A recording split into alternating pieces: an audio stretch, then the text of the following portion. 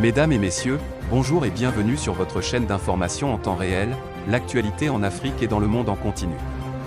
Vous informer est notre mission car l'information vous place au sommet du monde. Alors si vous êtes nouveau, abonnez-vous et cliquez aussi sur la petite cloche de notification pour ne plus rien manquer, cela étant fait c'est parti. Eh bien, chers auditeurs, aujourd'hui nous continuons une fois du côté du Mali pour vous parler de la neutralisation des terroristes par les FAMA. Depuis un certain temps, les FAMA montent en puissance. L'armée malienne a neutralisé 48 terroristes. L'état-major général des armées informe l'option que les forces armées maliennes ont repoussé des attaques terroristes visant des positions à Savéré, Sokolo et Kalouba, tout ce mercredi 27 juillet 2022. La riposte menée avec énergie et professionnalisme a permis de mettre en déroute les assaillants et de les poursuivre dans leur fuite. Combinant manœuvres terrestres, frappes aériennes et opérations aéroportées, la réaction prompte, courageuse et dynamique des forces armées maliennes a mis en lumière la vanité des actions désespérées des terroristes qui visent manifestement à faire des coups médiatiques pour masquer les pertes considérables qu'ils subissent depuis plusieurs mois. À Mopti, aux environs de 1 heure, des tentatives d'infiltration ont visé l'un des checkpoints du camp Amadou Bakara Bari, dit Balobo, ainsi que des installations de l'armée de l'air. Par leur sang-froid et leurs actions coordonnées et proportionnées, les forces de défense et de sécurité ont rapidement maîtrisé tous les mouvements suspects. Les forces armées maliennes FAMA déplorent aucune perte en vies humaines ni en matériel. Par ailleurs, aux environs de 2 heures, les FAMA du poste de contrôle de Barigodaga, commune rurale de Sokoura, cercle de Mopti, en adaptant une posture dissuasive et en effectuant tir d'arrêt à Sokolo, les capacités d'anticipation, la précision des renseignements et la vigilance des hommes ont permis d'enchantrer une réplique coordonnée contre les assaillants, mise en débandade et de mener les contre-attaques.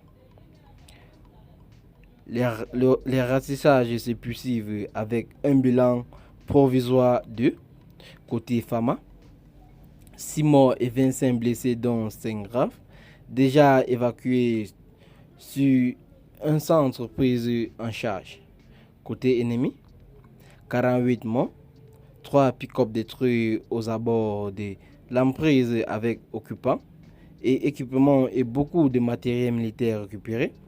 L'appui aérien prompt et les actions hélioportées ont permis de neutraliser 3 pick-up terrestres à 15 km de Sokolo, avec des occupants estimés à une quinzaine de combattants et leurs équipements.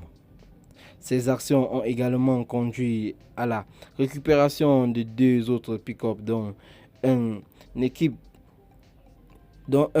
équipé d'une mitrailleuse 14,5 monotube, environ 4 km à l'ouest de Sokolo. Plusieurs motos de même, beaucoup de matériel militaire, des munitions, des armes y compris 3 PKM, 2 mortiers de 60 mm. À Kalouba, dans le cercle de Mundia, région de Nara, une attaque terrestre a également contenu et vigoureusement repoussé tôt ce matin. Le bilan côté ennemi est de 12 morts dont 3 civils, d'une entreprise de construction de routes. Le ratissage et l'évaluation de cette attaque sont en cours.